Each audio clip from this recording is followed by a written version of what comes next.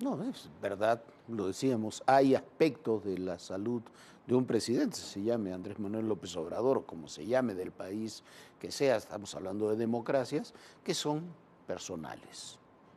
Eso es indudable. Pero hay casos en los que es evidente también la enfermedad, incluso porque se informa y deben ser públicas. Vamos, decíamos el caso de Ronald Reagan. Cuando Ronald Reagan sufrió el atentado en enero de 1981, que fue herido, una herida no fue mortal, pero fue herido y estuvo en una condición muy difícil.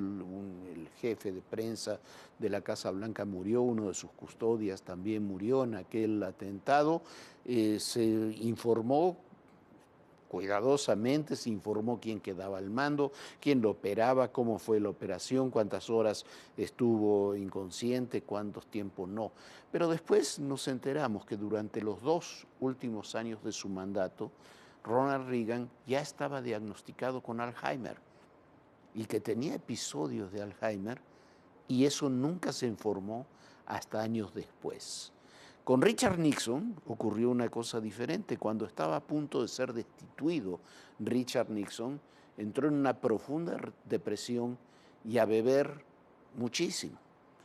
Pero a tal grado que el jefe del Estado Mayor Conjunto, el secretario de Estado y el secretario de la Defensa se pusieron de acuerdo, y eso está relatado, lo relata Alexander Haig, que era uno de ellos, lo relata Henry Kissinger, que era otro de los actores de aquel escenario, se pusieron de acuerdo para evitar que en caso de que decidiera tomar alguna medida militar extrema o política extrema, Richard Nixon, tuvieran ellos el control, sobre todo del botón nuclear. Otros casos que fueron notables fueron el de Fidel Castro y sobre todo el de Hugo Chávez, que tuvieron muchísimo tiempo. Fidel Castro tuvo del 59 al 2011 problemas intestinales, pero Fidel Castro tuvo mucho tiempo, durante mucho tiempo no supimos lo que ocurría. Hugo Chávez murió de cáncer de colon y las versiones es que estuvo prácticamente un mes siendo mantenido con vida artificialmente hasta que en 2013 se anunció su muerte porque durante ese mes estuvieron negociando la sucesión. Otro caso que es muy notable es el del también ahora ya fallecido expresidente francés, un político notable, notable, François Mitterrand. François Mitterrand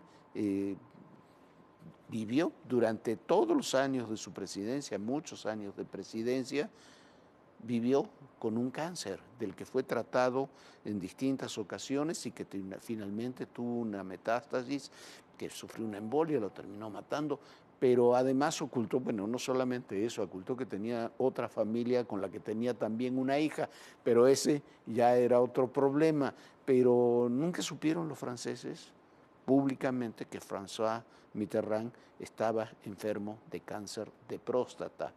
Ya le platicábamos en el reportaje el caso del presidente López Mateos. El presidente López Mateos durante todo su sexenio tuvo unas cefaleas terribles que sobre todo en la segunda mitad de su sexenio lo dejaban imposibilitado durante horas.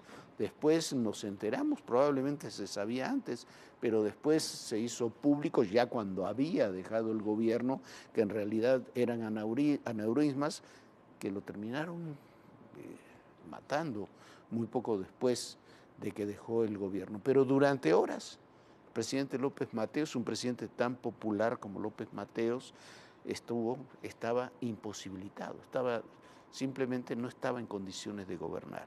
Eso es uno de los grandes temas de la salud. Hay temas personales, sí, por supuesto, pero cuando un mandatario está, lo que se debe decir, si está en control, puede estar enfermo o no, pero está en control o no está en control. Los vacíos de información lo que provocan son los rumores y lo que provocan son las dudas precisamente sobre si está en control o no un mandatario del Estado que encabeza.